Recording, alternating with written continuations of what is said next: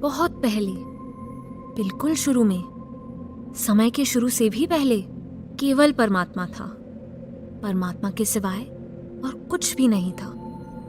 तब ना आकाश था, ना ग्रह, ना ही सूर्य, चांद और सितारे, ना इंसान था, ना पशु, ना पक्षी, ना पेड़। कुछ भी नहीं था सिवाय परमात्मा के। वह परमात्मा नूर से भरा एक अद्भुत सागर था जिसे प्रेम कहते थे। उस विशाल सागर में नूर की लाखों करोड़ों बूंदें थीं जो गहरी नींद सो रही थीं। क्योंकि वे सो रही थीं, इसलिए उन्हें इस बात का पता ही नहीं था कि परमात्मा कितना शानदार है, कितना नूर से भरा है। हर एक बूंद उस विशाल सागर का एक नन्हा सा हिस्सा थी। नूर की उस हर बूंद का नाम था आत्मा। तुम भी उन्हीं नन्ही बूंदों में से एक हो। कुछ समय बाद परमात्मा के दिल में आया कि दुनिया को बनाया जाए। उसने अपनी आवाज और रोशनी की एक जगमगाती लहर पैदा की और उससे सारी दुनिया की रचना हो गई। परमात्मा ने बनाए आकाश, ग्रह, सूर्य, चांद और सितारे। उसने बनाए पर्वत, वादियां और रेगिस्तान, समुद्र, झीलें, नदियां और नाले।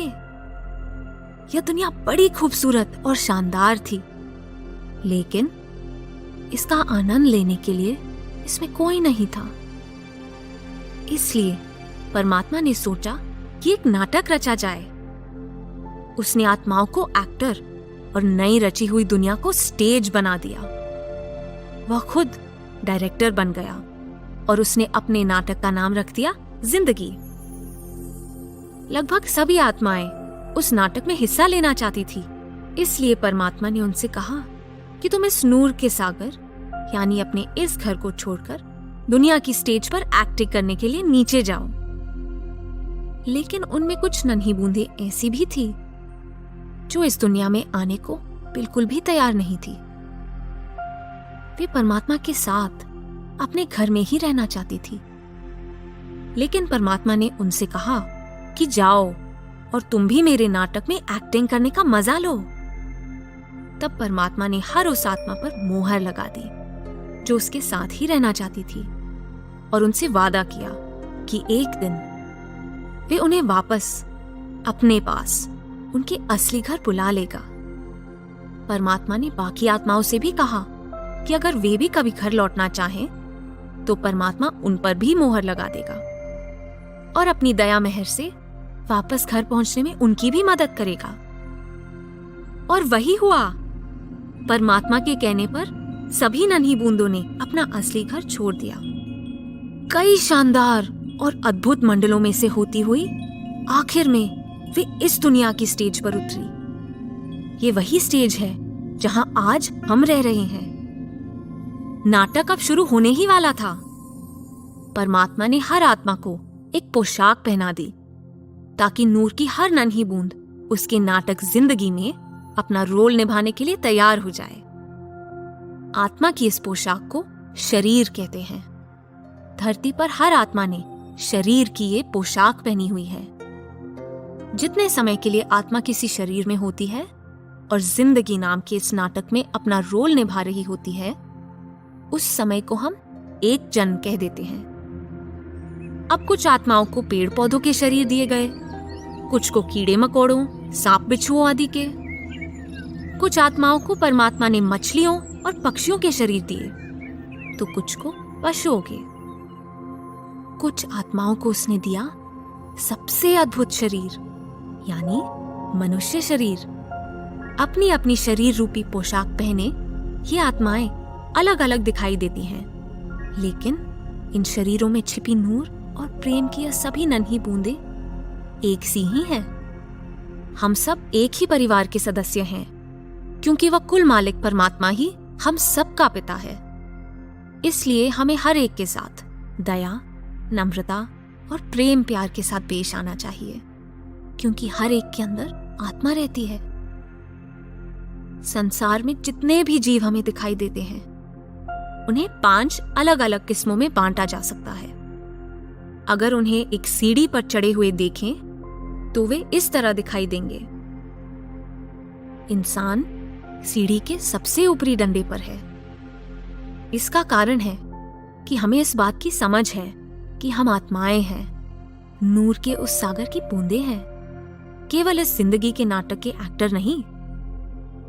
सीढ़ी पर इंसान के सबसे ऊपर होने का एक और भी खूबसूरत रहस्य है, जिसका पता तुम्हें जल्द ही चल जाएगा। जानवर सीढ़ी के चौथे डंडे पर हैं।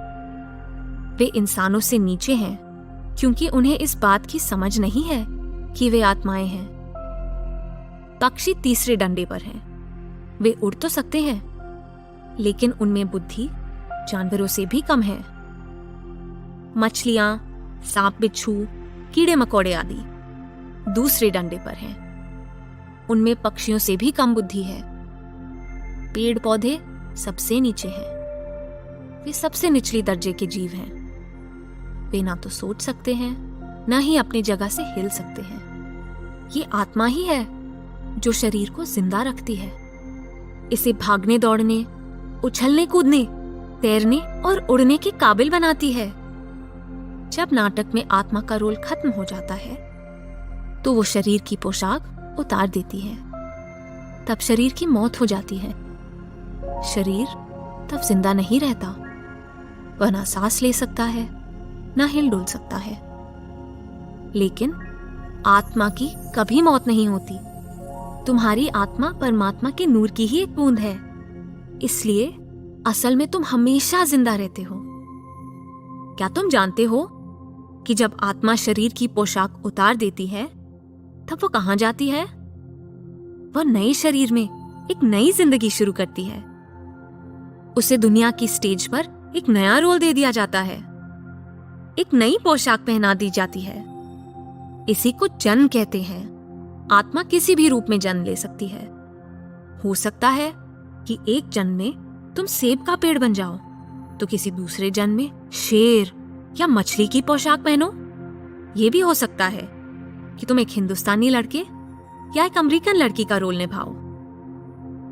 परमात्मा ये देखकर खुश होता है कि हर आत्मा जिंदगी के इस नाटक में दिया हुआ रोल बड़ी खुशी खुशी निभाती है। जिंदगी का यह नाटक एक बहुत बड़े चक्र की तरह है। एक्टिंग कर रही आत्माएं इस चक्र में घूमती रहती हैं। एक शरीर से दूसरे शरीर में चली जाती हैं, एक पोशाक उतारकर दूसरी पहन लेती है। इस तरह वे अपने लाखों करोड़ों जन्मों में अलग अलग रोल निभाती है। परमात्मा ने अपना नाटक इस तरह से रचा है कि यह एकदम सच्चा लगता है। इसलिए आत्माएं बिल्कुल भूल जाती हैं कि वे एक्टिंग कर रही हैं। कभी कभी जिंदगी में जो हो चुका है या जो होने वाला है उसके बारे में उन्हें चिंता भी होने लगती है। लेकिन जो भी होता है उसके बारे में परमात्मा कभी चिंता नहीं करता, क्योंकि वह डायरेक्टर है। वह जानता है कि जिंदगी सिर्फ एक नाटक है। परमात्मा अपनी आत्माओं को इतने खूबसूरत ढंग से नाटक करते देख खुश होता है। इसलिए तुम उसके खेल का आनंद लो। नाटक करते हुए जो कुछ भी तुम्हारे साथ हो रहा है उसमें खुश रहो, उसका शुक्र करो। जब भी कभी कोई मुश्किल हालात आ जाए तो याद रखो कि तुम सिर्फ एक रोल निभा रहे हो। असल में तुम आत्मा हो, परमात्मा के नूर की चमकती हुई एक बूंद। इसलिए उसका प्रेम, उसकी ताकत और उसका गौरव सब कुछ तुम्हारे अंदर है। परमात्मा से बातें करो, उसका नूर, उसका प्रेम अपने अंदर महसूस करो। ऐसा महसूस करो कि वह तुम्हें नाटक में अपना रोल अच्छी तरह से निभाने के लिए पूरी हिम्मत दे रहा है। इसी को परमात्मा पर विश्वास करना कहते हैं। यदि तुम उसे सदा याद रखोगे और उस पर भरोसा करोगे तो जिंदगी के इस नाटक में कुछ भी होता रहे, तुम अपने आप में हमेशा खुश रहोगे। इंसान का ये शरीर खास माना गया है क्योंकि सिर्फ इसी शरीर में आत्मा परमात्मा के इस नाटक को हमेशा के लिए छोड़कर अपने घर लौट सकती है। परमात्मा ने हर इंसान के अंदर एक छुपा हुआ गुप्त दरवाजा रखा है। यह दरवाजा एक गुप्त रास्ते की ओर खुलता है जिस पर चलकर आत्मा कई अद्भुत मंडलों में से होती हुई नूर की सागर यानी परमात्मा तक पहुंच सकती है। जब परमात्मा चाहता है कि कोई आत्मा घर लौट आए, तो वो इसके अंदर गहरे अकेलेपन की भावना जगा देता है और उसे ऐसा लगता है जैसे उसका कुछ खो गया हो। ये परमात्मा का आत्मा को याद दिलाने का एक निराला ढंग है कि उसका असली घर ये दुनिया में नहीं, बल्कि नूर का वह सागर है। और ठीक वैसे ही जैसे परमात्मा ने शुरू में वादा किया था, परमात्मा दया और प्रेम से भरी अपनी ही परम शक्ति को नीचे दुनिया में भेजता है, ताकि वह मोहर लगी आत्माओं को ढूंढकर उनको वापस अपने घर ले आए। इस परम शक्ति को सतगुरु कहते हैं। सतगुरु मेरी और तुम्हारी तरह इस मनुष्य शरीर में है, पर सतगुरु असल में नूर की सागर की एक अद्भुत लहर है। वह जिंदगी के नाटक में से मोहर लगी आत्माओं को चुनकर घर वापस ले जाने के लिए ही दुनिया में आते हैं। ये आत्माएं सतगुरु की तरफ इस तरह खींची चली आती हैं जैसे मधुमक्खियां शहद की ओर। सतगुरु हमें हमारे असली घर के बारे में सब कुछ बताते हैं और हमारे अंदर परमात्मा का प्यार भर देते हैं। जब कोई इंसान सच्चे दिल से नूर के इस सागर में वापस जाना चाहता है, तो सतगुरु उसे इसका तरीका समझा देते हैं। वह उस आत्मा को अपनी परमात्मा से छू देते हैं, जिससे दोनों में गहरा प्यार पैदा हो जाता है। सतगुरु उस आत्मा को घर वापस पहुंचाने का वादा करते हैं। सतगुरु उस इंसान को सिखाते हैं कि कैसे आंखें बंद करके शांत और टिक कर बैठ के प्यार से परमात्मा को याद करना है। ऐसा करने से वह कुछ समय के लिए जिंदगी के नाटक में अपने रोल को बिल्कुल भूल जाता है। उसका मन इतना शांत और स्थिर हो जाता है कि उसे अपने अंदर परमात्मा के घर से आ रही शब्द की लहरों का अद्भुत संगीत सुनाई देने लगता है और चमचमाती रोशनी दिखाई देने लगती है। एक दिन वह गुप्त दरवाजा खुल जाता है और उसके पीछे छिपा हुआ रास्ता दिखाई देने लगता है। आत्मा बेहद खुश हो जाती है और उसे पार करके सितारों से जगमगाती एक नए आकाश में आश्चर्य से भरी नई दुनिया में पहुंच जाती है। हर रोज आवाज और रोशनी के सहारे आत्मा उस गुप्त रास्ते पर आगे ही आगे बढ़ती चली जाती है और फिर रोशनी से जगमगाती इस मंडल में एक अजीब घटना घटती है।